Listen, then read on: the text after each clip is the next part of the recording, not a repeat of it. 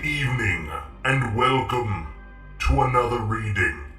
Unfortunately, I will not be able to join you in person today due to some issues with the data slate. It seems that my visage cannot be placed upon the screen, but worry not. As of the next episode, I shall return. Welcome to Part 2, Chapter 6 of Horus Rising. Chosen instrument, rare Picts. The Emperor protects. We begin. 4 full companies of the Lunar Wolves had dropped into the clearing, and the Megarachnid forces had perished beneath their rapacious onslaught, those that had not fled back into the shivering forest. A block of smoke, as black and vast as a mountainside, hung over the battlefield in the cold night air. Xenos' bodies covered the ground, curled and shriveled like metal shavings. Captain Torgadon, the Lunar Wolf said, introducing himself formally and making the sign of the Aquila. Captain Tarvitz, Tarvitz responded. My thanks and respect for your intervention. The honor's mine, Tarvitz, Torgadon said. He glanced around the smoldering field. Did you really assault here with only 6 men? It was the only workable option in the circumstances, Tarvitz replied. Nearby, Bull was freeing Lucius from the wad of Megarachnid cement. Are you alive? Torgadon asked, looking over. Lucius nodded sullenly and set himself apart while he picked the scabs of cement off of his perfect armor. Torgadon regarded him for a moment, then turned his attention to the Vox intel. How many with you? Tarvitz asked. A spear tip, said Torgadon. 4 companies. A moment, please. Second company, form up on me. Luke, secure the perimeter. Bring up the heavies. Sergar, cover the left flank. Verilan, I'm waiting. Front up the right wing. The Vox crackled back. Who's the commander here? A voice demanded. I am, said Torgadon, swinging round, flanked by a dozen of the Emperor's children. The tall, proud figure of Lord Eidolon crunched towards them across the fuming white slag. I am Eidolon, he said, facing Torgadon. Torgadon. Under the circumstances, Eidolon said, I'll understand if you don't bow. I can't, for the life of me, imagine any circumstances in which I would. Eidolon's bodyguards wrenched out their combat blades. What did you say? Demanded one. I said you boys should put those pig sticks away before I hurt somebody with them. Eidolon raised his hand and the men sheathed their swords. I appreciate your intervention, Torgadon, for the situation was grave. Also, I understand that the Lunar Wolves are not bred like proper men, with proper manners, so I'll overlook your comment. That's Captain Torgadon, Torgadon replied. If I insulted you in any way, let me assure you, I meant to. Face to face with me, Eidolon growled and tore off his helm, forcing his gen-enhanced biology to cope with the atmosphere and the radioactive wind. Torgadon did the same. They stared into each other's eyes. Tarvitz watched the confrontation in mounting disbelief. He'd never seen anyone stand up to Lord Eidolon. The pair were chestplate to chestplate, Eidolon slightly taller. Torgadon seemed to be smirking. How would you like this to go, Eidolon? Torgadon inquired. Would you perhaps like to go home with your head stuck up your arse? You are a base-born cur, Eidolon hissed. Just so you know, replied Torgadon, you'll have to do an awful lot better than that. I'm a base-born cur and proud of it. You know what that is? He pointed up at one of the stars above them. A star? Asked Eidolon, momentarily wrong-footed. Yes, probably. I haven't the faintest idea. The point is, I am the designated commander of the Lunar Wolf Spear Tip, come to rescue your sorry backsides. I do this by warrant of the War Master himself. He's up there, in one of those stars, and right now he thinks you're a cretin, and he'll tell Fulgrim so next time he meets him. Do not speak by Primarch's name so irreverently, you bastard. Horus will— There you go again. Torgadon sighed, pushing Eidolon away from him with a two-handed shove to the Lord's breastplate. He's the War Master. Another shove. The War Master. Your War Master. Show some cursed respect. Eidolon hesitated. I, of course, recognize the majesty of the War Master. Do you? Do you, Eidolon? Well, that's good, because I'm it. I'm his chosen instrument here. You will address me as if I were the War Master. You will show some respect, too. War Master Horus believes you've made some shit-awful mistakes in your prosecution of this theater. How many brothers did you drop here? A company? How many left? Sergar! Head count! 39 live ones, Tariq, the Vox answered. There may be more. Lots of body piles to dig through. 39. You were so hungry for glory you wasted more than half a company. If I was Primarch Fulgrim, I'd have your head on a pole.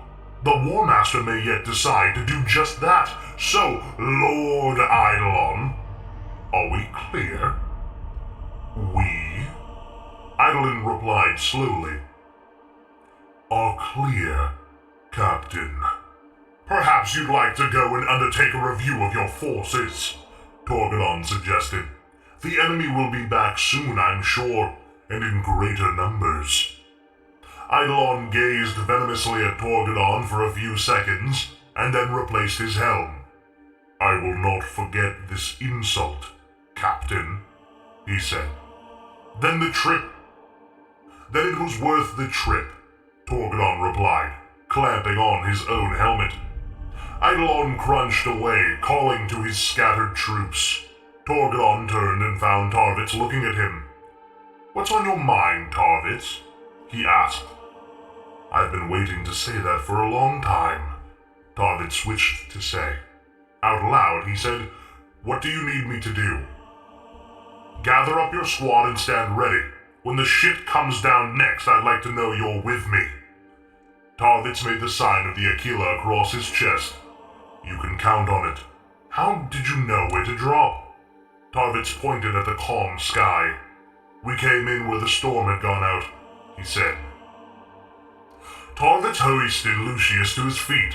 Lucius was still picking at his ruined armor. That Torgadon is an audacious rogue, he said. Lucius had overheard the entire confrontation. I rather like him. The way he spoke to our lord, he's a dog. I like dogs, Tarvitz said. I believe I will kill him for his insolence. Don't, Tarvitz said. That would be wrong, and I'd have to hurt you if you did. Lucius laughed, as if Tarvitz had said something funny. I meant it, Tarvitz said. Lucius laughed even more. It took a little under an hour to assemble their forces in the clearing. Torgadon established contact with the fleet via the astro-telepath he had brought with him. The shield storms raged with dreadful fury over the surrounding stock forests, but the sky directly above the clearing remained calm. As he marshaled the remains of his force, Tarvitz observed Torgadon and his fellow captains conducting a further angry debate with Eidolon and Antaeus. There were apparently some differences of opinion as to what their course of action should be. After a while, Torgadon walked away from the argument. Tarvitz guessed that he was recusing himself from the quarrel before he said something to infuriate Eidolon. Torgadon walked the line of the picket, stopping to talk to some of his men, and finally arrived at Tarvitz' position. "You seem like a decent sort, Tarvitz," he remarked. "How do you stand that lord of yours?" "It is my duty to stand him," Tarvitz replied. "It is my duty to serve. He is my Lord Commander. His combat record is glorious." "I doubt he'll be adding this endeavor to his triumph roll," Targadon said. "Tell me, did you agree with his decision to drop here?" "I neither agree nor disagree," Tarvitz replied. "I obeyed. He is my Lord Commander." "I know that," Targadon sighed. "All right, just between you and me, Tarvitz, brother to brother, did you like the decision?" "Oh, really? Come on now!" "I just saved your life." "Answer me candidly and we'll call it quits." Tarvitz hesitated. "I thought it a little reckless," he admitted. "I thought it was prompted by ambitious notions that had little to do with the safety of our company or the salvation of the missing forces." "Thank you for speaking honestly." "May I speak honestly a little more?" Tarvitz asked. "Of course." "I admire you, sir," Tarvitz said, "for both your courage and your plain speaking. But please, remember that we are the Emperor's children, and we are very proud. We do not like to be shown up or belittled, nor do we like others, even other Astartes of the most noble legions, diminishing us." "When you say we, you mean Eidolon?" "No, I mean we." "Very diplomatic," said Torgadon. "In the early days of the Crusade, the Emperor's children fought alongside us for a time, before you had grown enough in numbers to operate autonomously." "I know, sir. I was there, but I was a file trooper back then." "Then you'll know the esteem in which the Lunar Wolves regarded your legion. I was a junior officer back then too, but I remember distinctly that Horus said, what was it? That the Emperor's children were the living embodiment of the Adeptus Astartes. Horus enjoys a special bond with your Primarch. The Lunar Wolves have cooperated militarily with just about every other legion during this great war. We still regard yours as about the best we've ever had the honor of serving with." "It pleases me to hear you say so, sir," Tarvitz replied. "Then, how have you changed so?" Targadon asked. "Is Eidolon typical of the command echelon that rules you now? His arrogance astounds me, so damned superior." "Our ethos is not about superiority, Captain," Tarvitz answered. "It is about purity, but one is often mistaken for the other. We model ourselves on the Emperor, beloved by all, and in seeking to be like him, we can seem aloof and haughty." "Did you ever think," asked Torgadon, "that while it's laudable to emulate the Emperor as much as possible, that one thing that you cannot and should not aspire to is his supremacy? He is the Emperor. He is singular. Strive to be like him in all ways, by all means, but do not presume to be on his level. No one belongs there. No one is alike to him." "My legion understands that," Tarvitz said. "Sometimes, though, it doesn't translate well to others." "There is no purity in pride," Torgadon said. "Nothing pure or admirable in arrogance or overconfidence." "My Lord Eidolon knows this. He should show he knows it. He led you into a disaster, and he won't even apologize for it." "I'm sure in due course, my lord will formally acknowledge your efforts in relieving us, and I don't want any credit," Torgadon said. "You are brothers in trouble, and we came to help. That's the start and finish of it. But I had to face down the War Master to get permission to drop, because he believed it was insanity to send any more men to their deaths in an unknowable place amongst an unknowable foe. That's what Eidolon did. In the name, I imagine, of honor and pride." "How did you convince the War Master?" Tarvitz wondered. "I didn't," said Torgadon. "You did. The storm had gone out over this area and we detected your Vox scatter. You proved you were still alive down here, and the War Master immediately sanctioned the spear tip to come and pull you out." Torgadon looked up at the misty stars. The storms are their best weapon, he mused. If we are going to wrestle this world into compliance, we'll have to find a way to beat them. Eidolon suggested the trees might be the key, that they might act as generators or amplifiers for the storm. He said that once he destroyed the trees, the storm in this locality collapsed. Tarvitz paused. My Lord Eidolon said that?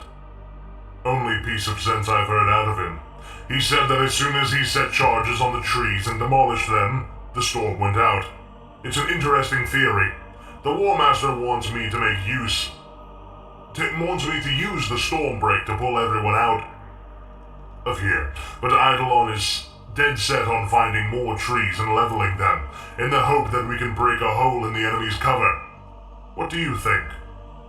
I think my Lord Eidolon is wise, said Tarvitz. Bull had been stationed nearby and had overheard the exchange. He could not contain himself any longer. Permission to speak, Captain, he said. Not now, Bull, Tarvitz said. Sir, you heard him, Bull, Lucius cut in, walking up to them. What's your name, brother? Torgadon asked. Bull, sir. What did you want to say? It's not important, Lucius snorted. Brother Bull speaks out of turn. You are Lucius, yes? Torgadon asked. Captain Lucius. And Bull was one of the men who stood over you and fought to keep you alive? He did. I am honored by his service. Maybe you could let him talk then, Torgadon suggested. It would be inappropriate, said Lucius. Tell you what, Torgadon said. As commander of the spear tip, I believe I have authority here. I'll decide who talks and who doesn't. Bull, let's hear you, brother. Bull looked awkwardly at Lucius and Tarvitz. That was an order, said Torgadon. My Lord Eidolon did not destroy the trees, sir. Captain Tarvitz did. He insisted. My Lord Eidolon then chastised him for the act, claiming it was a waste of charges. Is this true? Torgadon asked. Yes, said Tarvitz. Why did you do it? Because it didn't seem right for the bodies of our dead to hang in such ignominy. Tarvitz said. And you'd let Eidolon take the credit and not say anything? He is my lord. Thank you, brother, Torgadon said to Bull. He glanced at Lucius. Reprimand him or punish him in any way for speaking out, and I'll have the War Master himself personally deprive you of your rank. Torgadon turned to Tarvitz. It's a funny thing. It shouldn't matter, but it does. Now I know that you felled the trees. I feel better about pursuing that line of action. Eidolon clearly knows a good idea when someone else has it. Let's go cut down a few more trees, Tarvitz. You can show me how it's done. Torgadon walked away, shouting out orders for muster and movement. Tarvitz and Lucius exchanged long looks, and then Lucius turned and walked away. The armed force moved away from the clearing and back into the thickets of the stock forest. They passed back into the embrace of the storm cover. Torgadon had his Terminator squads lead the way. The man-tanks, under the command of Trice Rocus, ignited their heavy blades and cut a path, felling the stalks to clear a wide avenue into the forest swath. They pressed on beneath the wild storms for 20 kilometers. Twice Megarachnid skirmish parties assaulted their lines, but the spear tip drew its phalanxes close, and with the advantage of range created by the cleared avenue, slaughtered the attackers with their bolters. The landscape began to change. They were apparently reaching the edge of a vast plateau, and the ground began to slope away steeply before them. The stalk growth became more patchy and sparse, clinging to the rocky, ferrous soil of the descent. A wide basin spread out below them, a rift valley. Here, the spongy, marshy ground was covered with thousands of small, coned trees, rising some 10 meters high, which dotted the terrain like fungal growths. The trees, hard and stony, and composed of the same milky cement from which the murder trees had been built, peppered the depression like armor studs. As they descended onto it, The Astartes found the land at the base of the rift swampy and slick, decorated with long, thin lakes of water stained orange by the iron content of the soil. The flash of the overhead storm scintillated in reflection from the long, slender pools. They looked like claw wounds in the earth. The air was busy with fibrous gray bugs that milled and swirled interminably in the stagnant atmosphere. Larger flying things, flitting like bats, hunted the bugs in quick, sharp swoops. At the mouth of the rift, they discovered 6 more thorn trees arranged in a silent grove. Reduced cadavers and residual meat and armor adorned their barbs. Blood angels, and Imperial army. There was no sign of the winged clades. Though 50 kilometers away over the stalked forests, black shapes could be seen circling madly in the lightning-washed sky. "Lay them low," Torgadon ordered. Moy nodded and began to gather munitions. "Find Captain Tarvitz," Torgadon called. "He'll show you how to do it." Loken remained on the Strategium for the first 3 hours after the drop, long enough to celebrate Torgadon's signal from the service. The spear tip had secured the drop site and formed up with the residue of Lord Eidolon's company. After that, the atmosphere had become, strangely, more tense. They were waiting to hear Torgadon's final decision. Abaddon, cautious and closed, had already ordered Stormbirds prepped for extraction flights. Aximand paced silently. The War Master had withdrawn into his sanctum with Malagurst. Loken leant at the Strategium table for a while, overlooking the bustle of the vast bridge below, and discussed tactics with Tybalt Mar. Mar and Moy were both sons of Horus, cast in his image so firmly that they looked like identical twins. At some point in the Legion's history, they had earned the nicknames the Either and the Or, referring to the fact that they were almost interchangeable. It was often hard to distinguish between them, they were so alike. One might as well do as the other. Both were competent field officers, with a rack of victories each that would make any captain proud, though neither had attained the glories of Ceterae or Abaddon. They were precise, efficient, and workmanlike in their leadership. But they were Luna Wolves, and what workmanlike to that fraternity was exemplary to any other regiment. As Mar spoke, it became clear to Loken that he was envious of his twin selection in the undertaking. It was Horus's habit to send both or neither. They worked well together, complementing one another, as if somehow anticipating one another's decisions. But the ballot for the spear tip had been democratic and fair. Moy had won a place, Moore did not. Moore rattled on to Loken, evidently sublimating his worries about his brother's fate. After a while, Cruz came over to join them at the rail. Iactin Cruz was an anachronism, ancient and rather tiresome. He had been a captain in the Legion since its inception, his prominence entirely eclipsed once Horus had been repatriated and given command by the Emperor.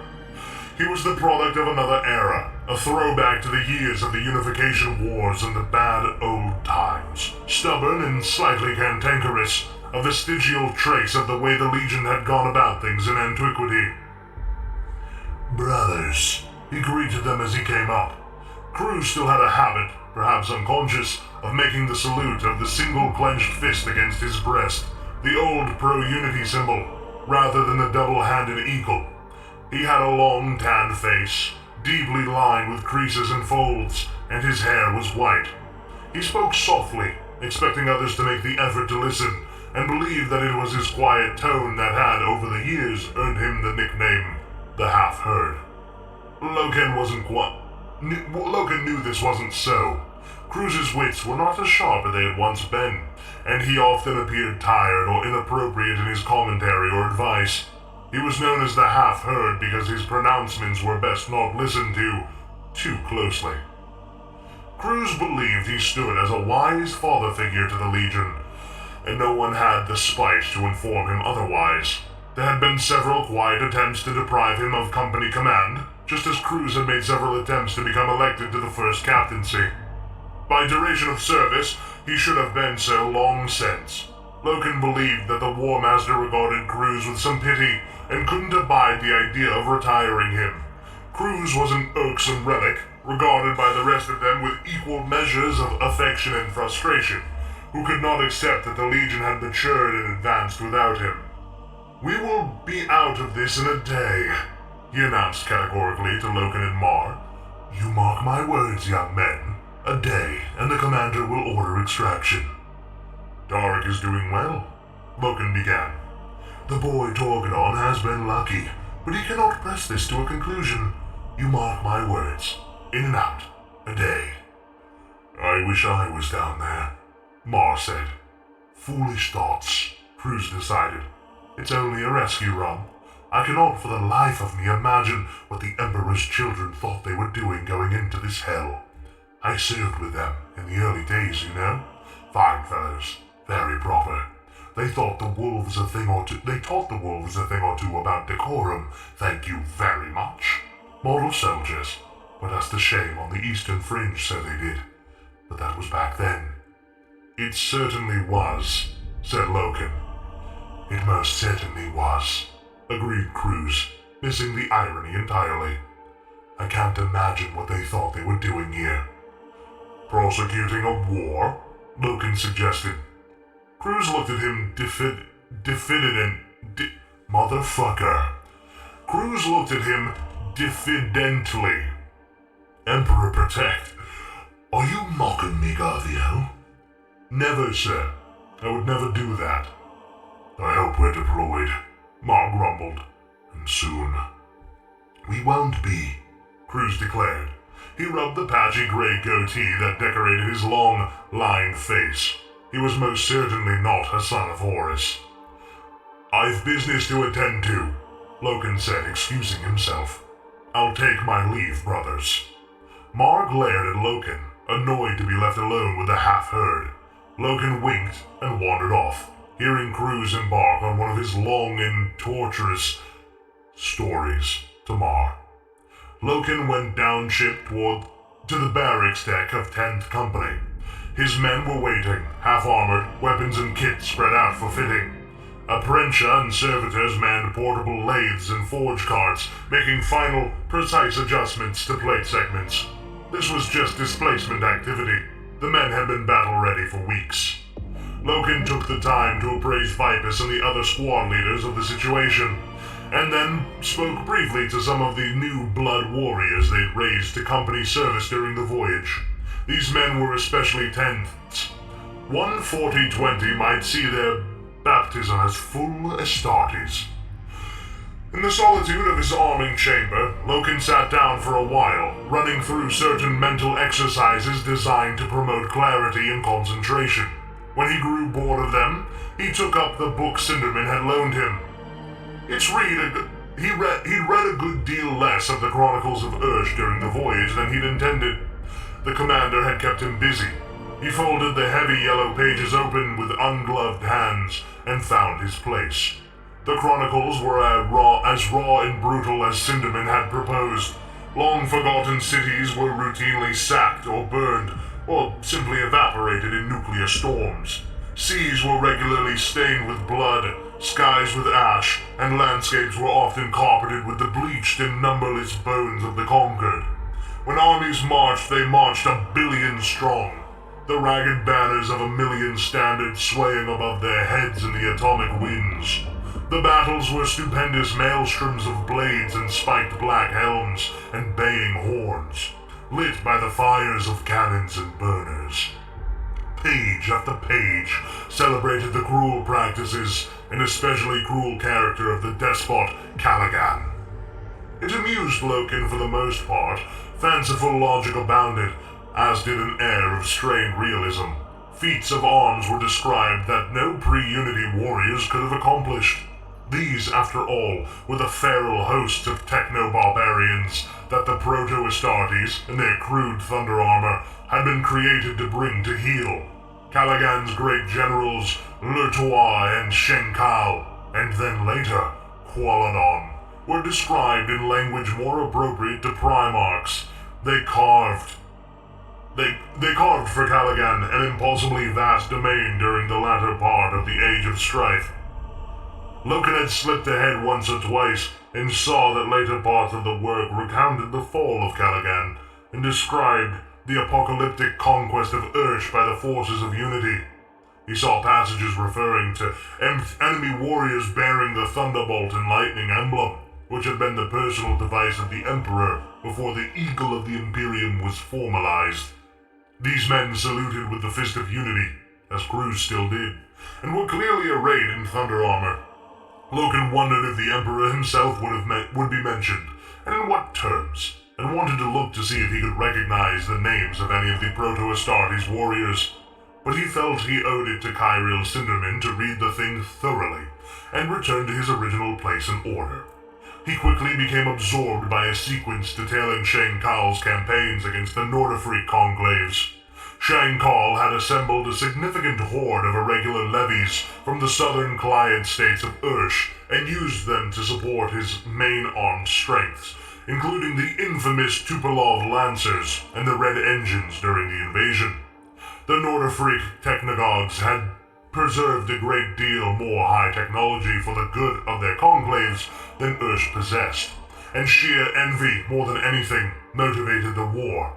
Caligan was hungry for the fine instruments and mechanisms the conclaves owned.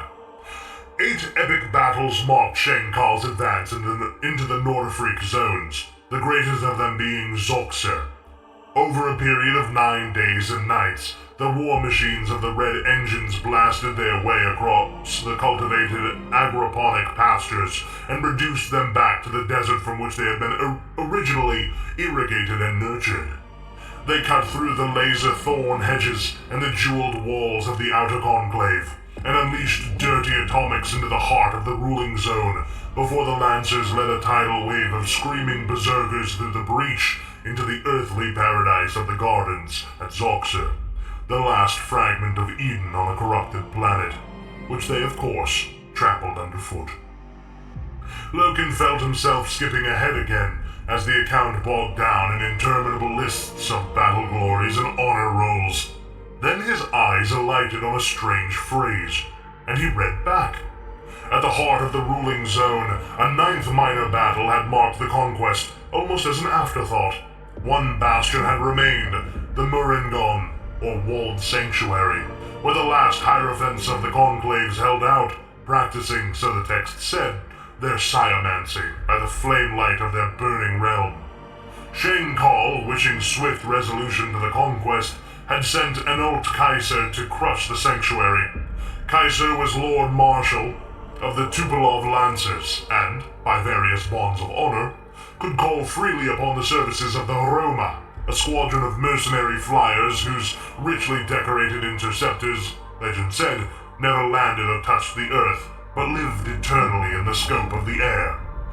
During the advance of the Muringon, on the Muringon, Kaiser's Emperor, Oniro critics, and by that word Loken understood the text meant interpreters of dreams, had warned the Hierophants of the Hierophants' sciomancy as the phantasmagorian ways, and their phantasmagorian ways. Apologies, this text is far above me. I'm a simple iterator, not a goddamn English teacher. Regardless, when the battle began, just as the Onira critics had warned, magics were unleashed. Plagues of insects as thick as monsoon rain, and so vast in their swirling masses that they blacked out the sun, fell upon Kaiser's forces, choking air intakes, weapon ports, visors, ears, mouths, and throats. Water boiled without fire. Engines overheated or burned out. Men turned to stone, or their bones turned to paste, or their flesh succumbed to boils and buloes and flaked off their limbs. Others went mad. Some became demons and turned upon their own. Loken stopped reading and went back over the sentences again. And where the plaguing insects did not crawl or madness lie, so men did blister and recompose them own selves onto the terrible likeness of demons. Such foul pests as the Efreet and the Degeni, that persist in the silent desert places. In such visage, they turned upon their kin and gnawed then upon their bloody bones. Some became demons and turned upon their own. An old Kaiser himself was slain by one such demon, which had, just hours previously, been his loyal lieutenant, Willem Mardol. When Shankar heard the news, he flew into a fury and went at once to the scene, bringing with him what the text described. Son of a bastard! Bringing with him what the text described as his wrath singers, who appeared to be magi of some sort. Their leader, or master, was a man called Matteo Orde, and somehow Orde drew the wrath singers into a kind of remote warfare with the Hierophants. The text was annoyingly vague about what exactly had occurred next, almost as if it was beyond the understanding of the writer. Words such as sorcery and magic were employed frequently, without qualification, and there were invocations to dark, primordial gods that the writer clearly thought his audience would have some prior knowledge of. Since the start of the text, Loken had seen references to Caligan's sorceress powers and the invisible Astartes that formed a key part in Ursh's power. But he had taken them to be hyperbole.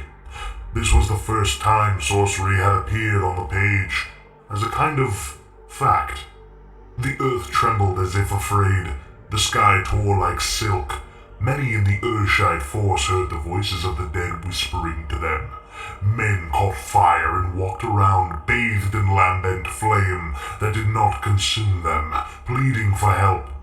The remote war between the Warathsingers and the Hierophants lasted for 6 days, and then it ended. The ancient desert was thick with snow and the skies had turned blood red. The air formations of the Roma had been forced to flee, lest their craft be torn from the heavens by screaming angels and dashed down upon the ground. At the end of it, all the Wrathsingers were dead, except Orde himself. The Mirangon was the smoking hole in the ground, its stone walls so hideously melted by heat they had become slips of glass, and the Hierophants were extinct. The chapter ended. Loken looked up. He had been so enthralled he wondered if he had missed an alert or a summons. The arming chamber was quiet. No signal runes blinked on the wall panel. He began to read the next part, but the narrative had switched to a sequence concerning some northern war against the nomadic caterpillar cities of the taiga. He skipped a few pages, hunting for further mention of Orde or sorcery, but could detect none. Frustrated, he set the book aside. Cinderman, had he given Loken the work deliberately? To what end? A joke? Some veiled message? Loken resolved to study it, section by section, and take his questions to his mentor. But he'd had enough of it for the time being. His mind was clouded and he wanted it clear for combat. He walked to the Vox plate beside the chamber door and activated it. Officer of the Watch, how can I serve, Captain? Any word from the spear tip? I'll check, sir. No, nothing routed to you. Thank you. Keep me appraised. Sir? Loken clicked the Fox off. He walked back to where he had left the book, picked it up, and marked his page. He was using a thin sliver of parchment torn from the edge of one of his oath papers as a marker. He closed the book and went to put it away in the battered metal crate where he kept his belongings. There were precious few items in there, little to show for such a long life. It reminded him of Jubal's meager effects. If I die, Loken thought, who will clean this out? What will they preserve? Most of the bric-a-brac was worthless trophies, stuff that only meant something to him, the handle of a combat knife he'd broken off in the gullet of a greenskin war boss. Long feathers now musty and threadbare from the hatchet beak that had almost killed him on Balthazar, decades earlier. A piece of dirty rusted wire knotted at each end, which he'd used to garrote a nameless Eldar champion when all other weapons had been lost to him. That had been a real fight, a real test. He decided he ought to tell Olatin about it sometime. How long ago was it? Ages passed, though the memory was as fresh and heavy as it had been yesterday. Two warriors deprived of their common arsenals by the circumstance of war, stalking one another through the fluttering leaves of a wind-lashed forest. Such skill and tenacity. Loken had almost wept in admiration for the opponent he had slain. All that was left was the wire and the memory. And when Loken passed, only the wire would remain. Whoever came here after his death would likely throw it out, assuming it to be a twist of rusty wire and nothing more. Him rummaging hands.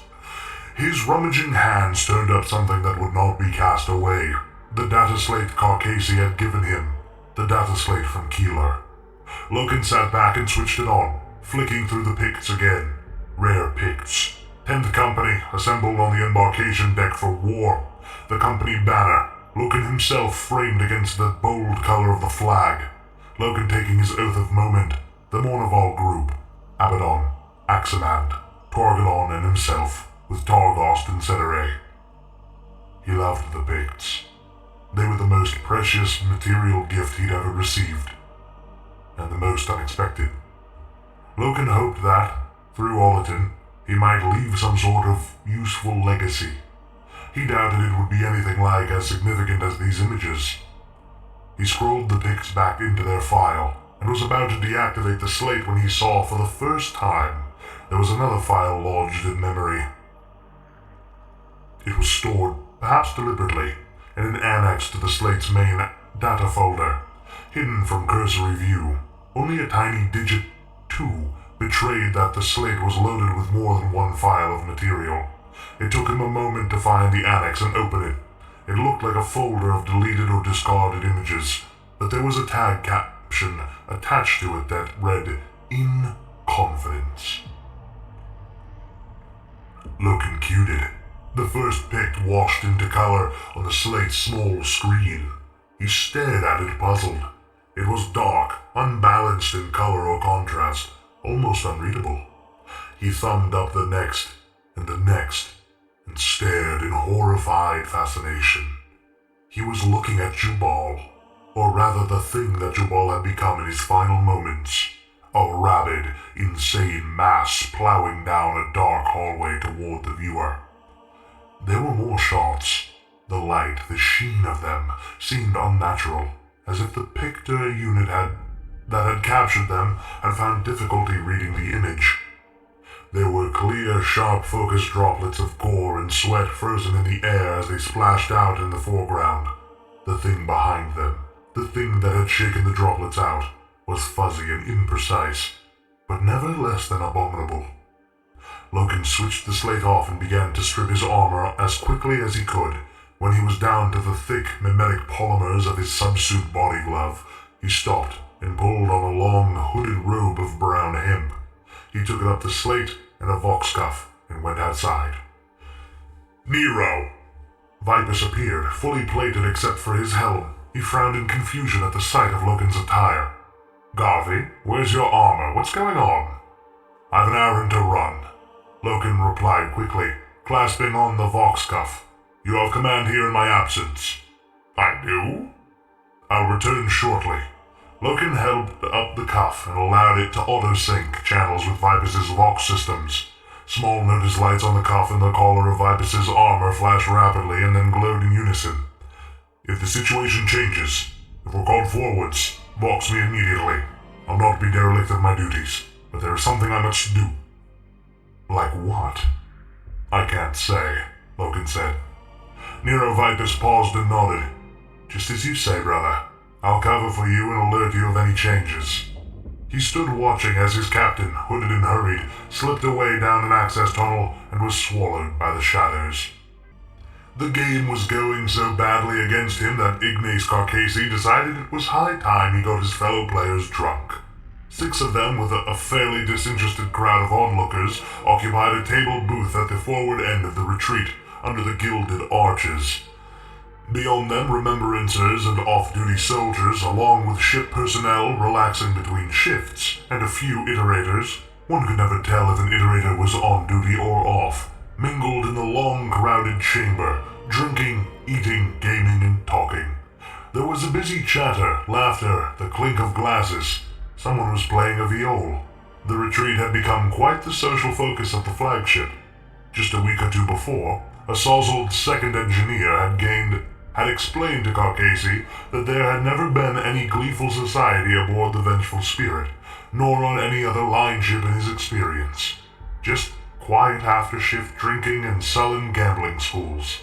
The Remembrancers had brought their bohemian habits to the warship, and the crewmen and soldiery had been drawn to its light.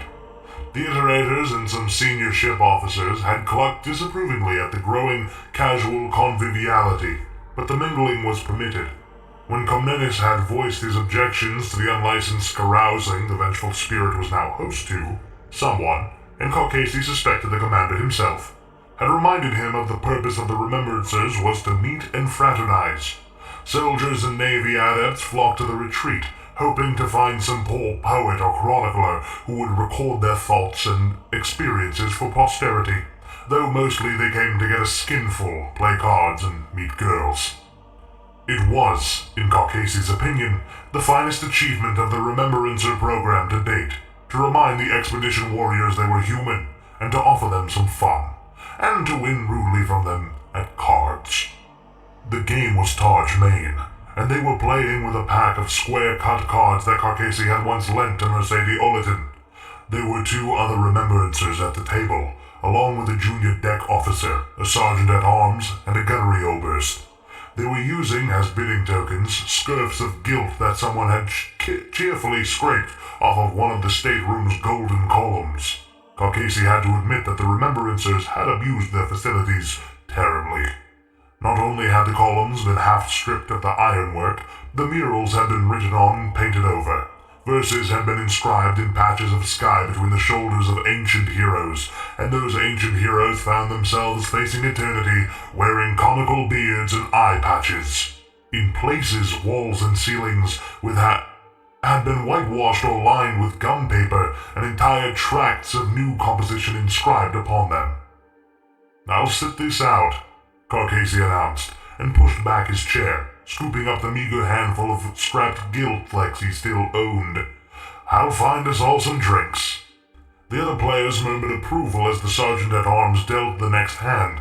The junior deck officer, his head sunk low and his eyes hooded, thumped the heel of his hands together in mock applause. His elbows on the tabletop, his hands fixed high above his lolling head. Carcasey moved off through the crowd to find Zinkman. Zinkman, a sculptor, had drink, an apparently bottomless reserve of it, though where he sourced it from was anyone's guess. Someone had suggested Zinkman had a private arrangement with a crewman in climate control who stilled the stuff. Zinkman owed Carcasey at least one bottle from an unfinished game of Mercy Mercy 2 nights earlier. He asked for Zinkman at 2 or 3 tables, and also made inquiries with the various groups standing about the place. The viol music had stopped for the moment, and some around were clapping as Carnegie, the composer, clambered up onto a table. Carnegie owned a half-decent baritone voice, and most nights he could be prevailed upon to sing popular opera or take requests. Carcasey had one. A squall of laughter burst from nearby, where a small lively group had gathered on stools and recliners to hear a remembrancer give a reading from his latest work. In one of the wall booths formed by the once golden colonnade, Carcasey saw Amory Seklos carefully inscribing her latest remembrance on red ink over a wall she'd whitewashed with stolen hull paint. She masked out an image of the Emperor triumphant at Cyclonus. Someone would complain about that. Parts of the Emperor, beloved by all, poked out from around the corners of her white splash. "Zinkman? Anyone Zinkman?" he asked. "I think he's over here," one of the remembrancers watching Seklos suggested. Carcasey turned and stood on tiptoe to peer across the press. The retreat was crowded tonight. A figure had just walked in through the chamber's main entrance. Carcasey frowned. He didn't need to be on tiptoe to spot this newcomer. Robed and hooded, the figure towered over the rest of the crowd, by far and away the tallest person in the busy room. Not a human's build at all. The general noise level did not drop, but it was clear the newcomer was attracting attention. People were whispering and casting sly looks in his direction. Casey edged his way through the crowd, the only person in the chamber bold enough to approach the visitor. The hooded figure was standing just inside the entrance arch, scanning the crowd in search of someone. "Captain?" Casey asked, coming forward and peering under the cowl. "Captain Loken?" Casey. Loken seemed very uncomfortable. "Were you looking for me, sir? I didn't think you were due to meet until tomorrow." I was looking for Keeler. Is she here?" "Here? Oh, no, she doesn't come here. Please, Captain, come with me. You don't want to be in here." "Don't I? I can read the discomfort in your manner, and when we meet, you never step inside the archway. Come on." They went back through the crowded entranceway to the cool, gloomy quiet of the corridor outside. A few people passed them by, heading into the retreat. "It must be important," Casey said, "for you to set foot in there." "It is," Loken replied. He kept the hood of his robe up and his manner remained stiff and guarded. "I need to find Keeler. She doesn't much frequent the common spaces. She's probably in her quarters." "Where's that?" "You could ask the watch officer for her billet reference." "I'm asking you, Ignace." "That important and that private," Casey remarked. Loken made no reply. Casey shrugged. "Come with me and I'll show you." Casey led the captain down into the warren of the residential deck where the remembrancers were billeted. The echoing metal companionways were cold, the walls brushed steel and marked with patches of damp. The area had once been a billet for army officers, but, like the retreat, it had ceased to feel anything like the interior of a military vessel. Music echoed from some chambers, often through half-open hatches. The sound of hysterical laughter came from one room, and from another the din of a man and a woman having a ferocious quarrel. Paper notices had been pasted to the walls, slogans and verses and essays of the nature of man and war. Murals had also been daubed in places, some of them magnificent, some of them crude. There was litter on the deck, an odd shoe, an empty bottle, scraps of paper. "Here," said Casey. The shutter of Keeler's billet was closed. "Would you like me to?" Casey asked, gesturing to the door. "Yes." Casey rapped his fist against the shutter and listened. After a moment he rapped again, harder. Euphrates? Euphrates, are you there?" The shutter slid open, and the scent of body warmth spilled out into the cool corridor. Casey was face to face with a lean young man, naked but for a pair of half-buttoned army fatigue pants. The man was sinewy and tough, hard-boiled and hard-faced. He had numerical tattoos on his upper arms, and metal tags on a chain around his neck. "What?" he snapped at Casey. "I want to see Euphrates." "Piss off," the soldier replied. "She don't want to see you." Casey backed away a step. The soldier was physically intimidating. "Cool down," said Loken, looming behind Casey and lowering his hood. He stared down at the soldier. "Cool down, and I won't ask your name and unit." The soldier looked up at Loken with wide eyes. She's not here," he said. Loken pushed past him. The soldier tried to block him, but Loken caught his right wrist in one hand and turned it neatly so the man suddenly found himself contorted in a disabling lock. "Don't do that again," Loken advised, and released his hold, adding a tiny shove that dropped the soldier onto his hands and knees. The room was quite small and very cluttered. Discarded clothes and rumpled bedding littered the floor space, and the shelves and low table were covered with bottles and unwashed plates. Keeler stood on the far side of the room, beside the unmade cot. She had pulled a sheet around her slim, naked body and stared at Loken with disdain. She looked weary, unhealthy. Her hair was tangled and there were dark shadows under her eyes. "It's all right, Leaf," she told the soldier. "I'll see you later."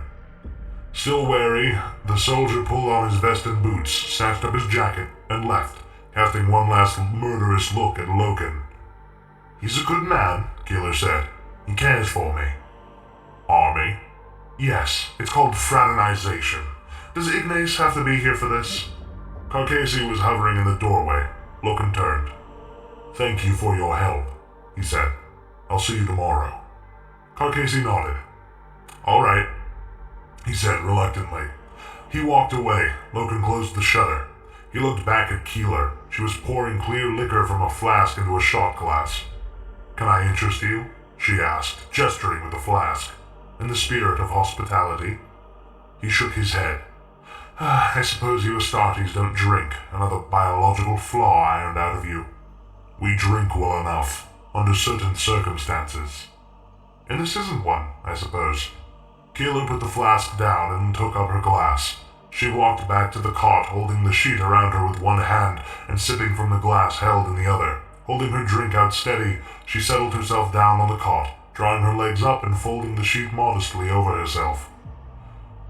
I can imagine why you're here, Captain, she said. I'm just amazed. I expected you weeks ago.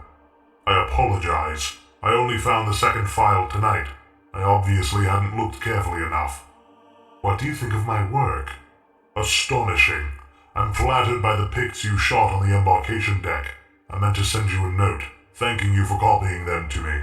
Again, I apologize.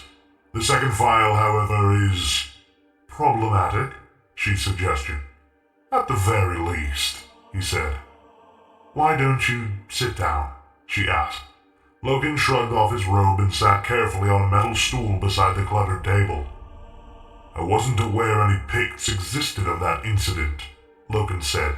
I didn't know I'd shot them, Keeler replied, taking another sip. I'd forgotten, I think. When the first captain asked me at the time, I said no, I hadn't taken anything. I found them later. I was surprised. Why did you send them to me? He asked. She shrugged. I don't really know. You have to understand, sir, that I was traumatized. For a while, I was in a very bad way. The shock of it all, I was a mess. But I got through it. I'm content now, stable, centered. My friends helped me through it. Ignace, Sadie, some others. They were kind to me. They stopped me from hurting myself. Hurting yourself? She fiddled with her glass, her eyes focused on the floor. Nightmares, Captain Loken. Terrible visions. When I was asleep and when I was awake, I found myself crying for no reason. I drank too much. I acquired a small pistol and spent long hours wondering if I had the strength to use it. She looked up at him. It was in that pit of despair that I sent you those pics. A cry for help, I suppose, I don't know. I can't remember. Like I said, I'm past that now. I'm fine, and feel a little foolish for bothering you, especially as my efforts took so long to reach you. You wasted a visit. I am glad you feel better, Loken said, but I haven't wasted anything. We need to talk about those images. Who has seen them? No one. You and me. No one else. Do you not think it wise to inform the first captain of their existence? Keeler shook her head. No, not at all. Not back then. If I'd gone to the authorities, they'd have confiscated them, destroyed them probably, and told me the same story about a wild beast. The first captain was very certain it was a wild beast, some Xenos creature, and he was very certain I should keep my mouth shut, for the sake of morale. The pics were a lifeline for me back then. They proved I wasn't going mad. That's why I sent them to you. Am I not part of the authorities?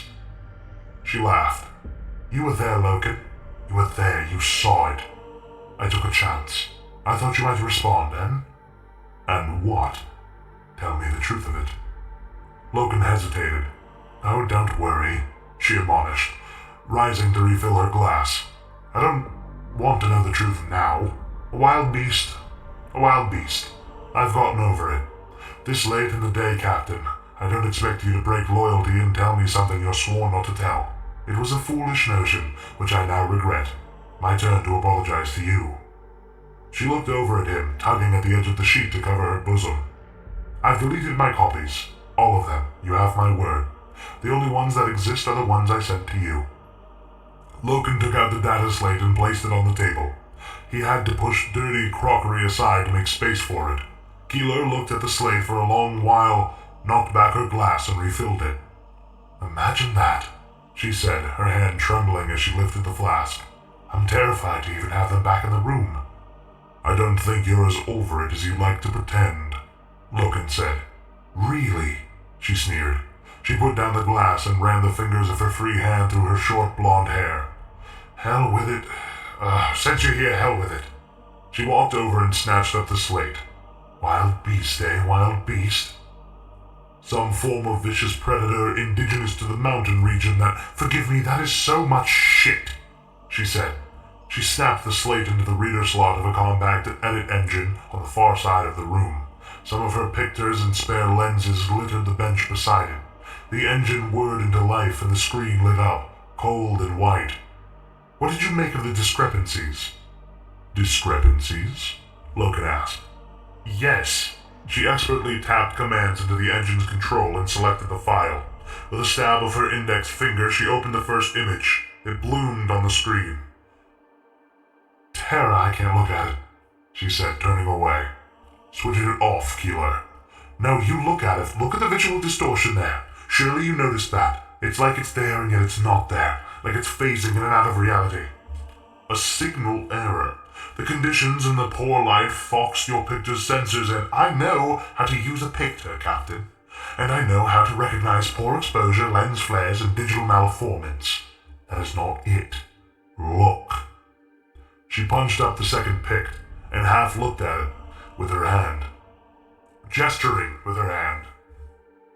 "Look at the background and the droplets of blood within the foreground there. Perfect pict capture, but the thing itself, I've never seen anything create that effect on a high-grain instrument. That wild beast is out of sync with the physical continuity around it, which is, Captain, exactly how I saw it. You've studied these closely, no doubt." "No." Keeler pulled out another image. She stared at it fully this time and then looked away. "There, you see? The after image? It's on all of them. But this is the clearest. I don't see. I'll boost the contrast and lose a little of the motion blur." She fiddled with the engine's controls. "There, see now?" Logan stared. What at first seemed to be a frothy, milky ghost blurring across the image of the nightmare thing had resolved clearly thanks to her manipulation. Superimposed on the fuzzy abomination was a semi-human shape echoing the pose and posture of the creature. Though it was faint, there was no mistaking the shrieking face and racked body of Xavier Jubal. "Know him?" she asked. "I don't, but I recognize the physiognomy. Motherfucker. I recognize the physiognomy. Anemone. That build of an Astartes when I see it. Why would my picture register that? Unless..." Logan didn't reply. Keeler switched the screen off, popped out the slate, and tossed it back down to Logan. He caught it neatly. She went back over the cot and flopped down. "That's what I wanted you to explain to me," she said. "That's why I sent you the pics. When I was in my deepest, darkest pits of madness, that's what I was hoping you'd come and explain to me. But don't worry, I'm past that now. I'm fine. A wild beast, that's all it was. Wild beast." Logan gazed at the slate in his hand. He could barely imagine what Keeler had been through. It had been bad enough for the rest of them, but he and Nero and Cinderman had all enjoyed the benefit of proper closure. They'd been told the truth. Keeler hadn't. She was smart and bright and clever, and she'd seen the holes in the story, the awful inconsistencies that proved that there had been more to the event than the first captain's explanation. And she'd managed with that knowledge, coped with it, alone. "What did you think it was?" he asked. "Something awful that we should never know about," she replied. "Throne, Logan, please don't take pity on me now. Please don't decide to tell me." "I won't," he said. "I can't. It was a wild beast, Euphrates. How did you deal with it?" "What do you mean?" "You say you're fine now. How are you fine?" "My friends helped me through, I told you." Logan got up, picked up the flask, and went over to the cot. He sat down on the end of the mattress and refilled the glass she held out. Cheesy Pete. Thank you, she said. I found strength. For a moment, Loken was certain she was about to say faith. What? Trust. Trust in the Imperium. In the Emperor. In you. In me. Not you personally. In the Astartes and the Imperial Army. And every branch of mankind's warrior force that is dedicated to the protection of us mere mortals. She took a sip and sniggered. The Emperor, you see, protects. Of course he does, said Loken. No, you misunderstand, said Keeler, folding her arms around her raised, sheet-covered knees. He does actually. He protects mankind through the legions, through the martial corps, through the war machines of the Mechanicum. He understands the dangers, the inconsistencies. He uses you and all the instruments like you to protect us from harm, to protect our physical bodies from murder and damage, to protect our minds from madness, to protect our souls.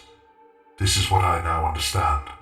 This is what this trauma has taught me, and I am thankful for it. There are insane dangers in the cosmos, dangers that mankind is fundamentally unable to comprehend, let alone survive. So he protects us. There are truths out there that would drive us mad by one fleeting glimpse of them, so he chooses not to share them with us. That is why he made you. That is a glorious concept, Loken admitted. In the Whisperheads that day, you saved me, didn't you? You shot that thing apart. Now you save me again, by keeping the truth to yourself. Does it hurt? Does what hurt? The truth you keep hidden. Sometimes, he said. Remember, Gaviel, the Emperor is our light and our light. Our truth. If we trust in him, he will protect.